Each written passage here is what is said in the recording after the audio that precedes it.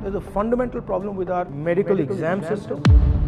NEET का भैया paper available है टेलीग्राम। किसी को ट्रस्ट हो ही नहीं रहा कि ये पेपर लीक नहीं होगा।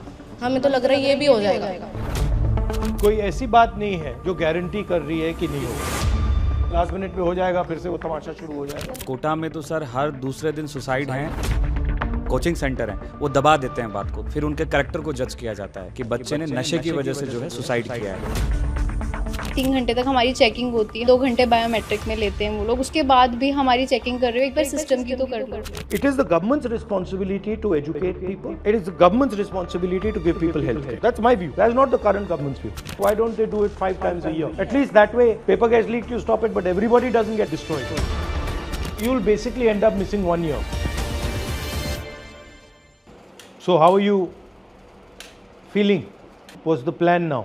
सर मेन इशू तो अब ये आ रहा है कि एक्चुअली यूनिवर्सिटीज़ के एग्ज़ाम्स चल रहे हैं, बाकी सारी एडमिशन्स ओपन है अभी, बट हमारा अब एग्ज़ाम आगे पोस्टपोन कर दिया गया है, तो we will not able to give university exams and travel cities. Oh, so you'll now miss the whole thing. Miss the whole thing, and if we give the exam on 21st of June, then batches of universities will start, colleges will start by then.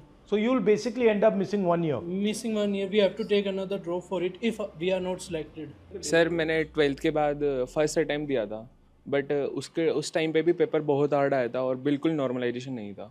But अब मेरा trust ही नहीं है बिल्कुल conducting body पे कि मैं दोबारा exam दूँ। तो अब कैसे मेरे को ट्रस्ट दिलाओगे कि मेरे को वापस अपने सपने देखने चाहिए? कंडक्टिंग बॉडी है वो खुद ऐसे अपना एक्सेप्ट तो नहीं कर रही है डायरेक्टली कि उन्होंने पेपर लीक करवाया।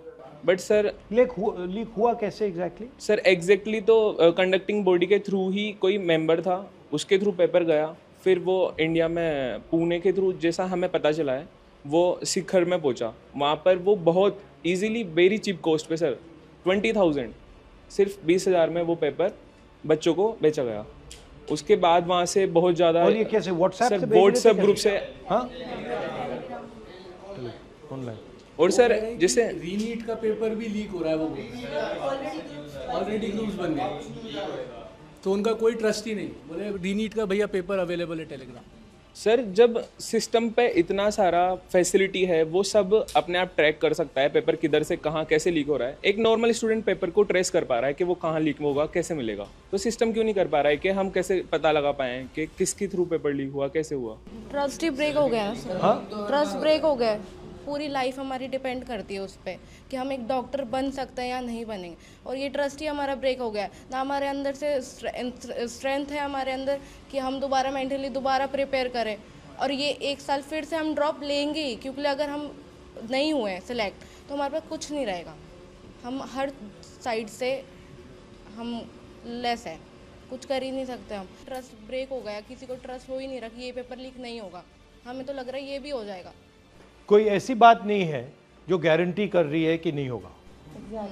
तो आपको मालूम नहीं होगा या नहीं होगा, लास्ट मिनट पे हो जाएगा, फिर से वो तमाशा शुरू हो जाएगा। लास्ट ईयर भी हुआ था, तब इन्होंने सेलेक्टेड जो सेंटर्स थे उन बच्चों का री करा दिया था। इस साल इन्होंने बिल्कुल ही सबका ही पेपर री कर दिया है। तो पास 2 साल से ऐसे चल रहा है, तो हम क्या गारंटी ले कि अगले साल भी नहीं होगा? हमारे लिए तो वो पूरा 1 साल ऐसे जाता ना, मतलब एज अ स्टूडेंट हम तो अपने आप को पूरा आइसोलेट कर लेते हैं ना, एक एग्ज़ाम के लिए हर चीज़ से कट ऑफ कर देते हैं। फैमिली इवेंट्स पे इवन हम लोग कहीं पे भी नहीं जाते, बस एक पेपर देने के लिए कि हमें एग्ज़ाम क्लियर करना है। वो ही जब अगर ऐसे बिक रहा है 25-25 हज़ार में, 20-20 हज़ार में, तो वो तो कोई वैल्यू नहीं है वो। एंड ये भी तो सर कोई छोटा मोटा एग्ज़ाम तो है नहीं।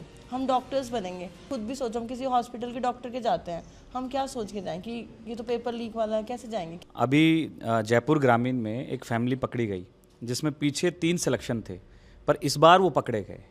उसके पिताजी ने पेपर खरीदा, उससे पहले 3 बच्चों का वो सिलेक्शन हो चुका था। अगर इस बार पेपर कंडक्ट सही से हो जाता या पेपर लीक नहीं होता तो वो तो डॉक्टर बन के घूम रहे होते। तो ये बड़ा इनका ये है। तो और कोटा में तो सर हर दूसरे दिन सुसाइड हैं, और ऐसी स्थिति बन गई कि कोटा वाले जो कोचिंग सेंटर हैं वो दबा देते हैं बात को, थाने से लेके और सब कुछ, फिर उनके कैरेक्टर को जज किया जाता है कि बच्चे ने नशे की वजह से जो है सुसाइड किया है, या फिर कोई उनका लव अफेयर की वजह से सुसाइड किया है। जो एक्चुअल बात होती है वो आती नहीं है, और ये सीकर में भी होने लगा है और कोटा में भी होने लगा है। लगभग यही नाम दिया जा रहा है। इतना ज़्यादा पॉलिटिकल प्रेशर है सरकार का वहाँ पे कि अगर थोड़ा सा भी मीडिया में आ गया तो बस पहुँच जाते हैं, डरा रहे हैं। हाँ, बट दबाने से रिजॉल्व नहीं होगा ना, आप दबाते जाओ रिजॉल्व नहीं होगा, आपको रिजॉल्व करना है। सर जैसे टोटल मार्क्स 720 होते हैं, बट ये सारे एस्पिरेंट बैठे हैं, इनको पूछो कि अगर किसी की मैक्सिमम सारा सिलेबस आता है ना तो 500 प्लस वो चला जाता है। 500 से लेके सिलेक्शन तक सर उतना ही रहता है कि अपना एग्ज़ाम कैसे गया 3 घंटे, उस टाइम वाला वो मेन होता है सिलेक्शन में, कि अगर आपको सारा सिलेबस चाहे आता है, वो अगर 3 घंटे में अगर कुछ भी आपका ख़राब हो गया, टाइम वेस्ट हो गया या ध्यान नहीं लगा तो वो ज़ीरो हो जाता है। तो रीनीट देना मतलब सर एग्ज़ाम वापस नहीं है, तो पूरा सिलेक्शन प्रोसेस ही वापस हो गया। And so mainly we are coming from a middle class family, and if we are talking about girls, तो उसमें इतनी फ्रीडम नहीं मिलती है हम लड़कियों को, लाइक कि इतने साल तक तुम बार बार रिपीट ड्रॉप करते रहो, वापस पढ़ते रहो, और उसके बाद अगर पेरेंट्स हमें पढ़ने भी देते हैं तो like we need money for institutes and all, जिसमें बहुत हाई लेवल के उन्होंने दे रखे हैं। जितने भी इंस्टीट्यूट्स हैं उनकी फ़ीस इतनी ज़्यादा हाई है, लाइक इन लैक्स, तो वो लोग हर कोई कैसे अफोर्ड करेगा। और सेकंड थिंग कि हमें ये चीज़ मिल भी जाती है तो सेफ्टी नहीं होती, और उसके बाद अब हम वहाँ जाकर 3 घंटे पहले एग्ज़ाम के पहले खड़े हो जाते हैं, और उसके बाद 3 घंटे तक हमारी चेकिंग होती है, हमारा सब होता है, 2 घंटे बायोमेट्रिक में लेते हैं वो लोग, उसके बाद भी हमारी चेकिंग कर रहे हो, एक बार सिस्टम की तो कर लो। आप डॉक्टर क्यों बनना चाहते हैं? मेरी ग्रैंड मदर हार्ट अटैक से डेथ हो गई उनकी लास्ट ईयर, तो मेरा ड्रीम ये है कि मैं अगर डॉक्टर बनती हूँ तो जहाँ जो लोग हॉस्पिटल्स प्रोवाइड नहीं कर पा रहे हैं, जहाँ डॉक्टर्स नहीं हैं, मैं वहाँ जाकर उनकी हेल्प कर सकूँ। तो मेरा ड्रीम ये है बस, like not for just for money but for like faith and like उनको ये तो हो दैट कि हाँ कोई प्रेजेंट बचा है, सकता है, कोई बचा सकता है, कोई प्रेजेंट है उस जगह पर। Cardiologist because purely because of your grandmother? या बिकॉज ऑफ हर। बट आपने बड़ी अच्छी बात बोली कि आप ये पैसे के लिए नहीं करना चाहते हो, आप फेथ के लिए करना चाहते हो। तो आप यहाँ आए हो because your faith in NEET is broken, but in आपके प्रोफेशन में तो faith is the main thing, कि जो आपको जिसका आप इलाज कर रहे हो उसको लगे कि आप उसकी जान बचाने की कोशिश कर रहे हो, ऑनेस्टली जान बचाने की कोशिश कर रहे हो। बट वो तो पूरा मतलब बिजनेस सा बन गया है। और आपका भी जो चल रहा है, फ्रैंकली आपने मुझे बोला कि tuition fees, this is not, tuition fees is not your responsibility. It is our parents' responsibility. No, but actually the education system should not require you to have tuition. Actually the system should be strong enough that you don't require tuition at home, all this stuff. But that system has completely become essentially a business. So the whole pura idea है कि भाई पैसा it's just निकालो. like a business. So it's no, government can't do it. It is government has decided that it wants to hand this over to somebody else. This, in my view, it is the government's responsibility to educate people. It is the government's responsibility to give people health care. That's my view. That's not the current government's view. And sir, अगर private colleges में लेते हैं तो like it's like everyone can not afford, right? 2.5 CR है 5 साल की वहाँ की फीस, तो इतना तो कौन अफोर्ड कर सकता है?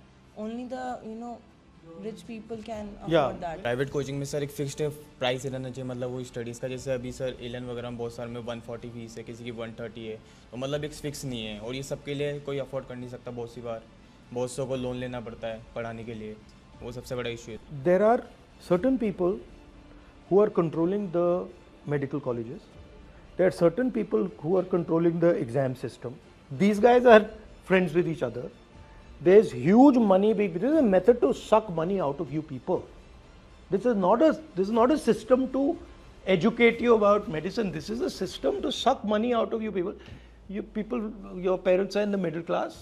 It is the way to take their money away from them and give you a dream that yes, you will become a doctor. That's the system. The problem is with the system, and the reason is because of what you're saying, that it has become only about money. It is not about caring for people. It is not about compassion. It is not for treating people. Like for example, she's got a very beautiful sentiment. She's saying, and many of you are feeling this, that I don't want to do this just for money. I want to do it because my grandmother died. I don't want other people to suffer. But this sentiment is completely being crushed.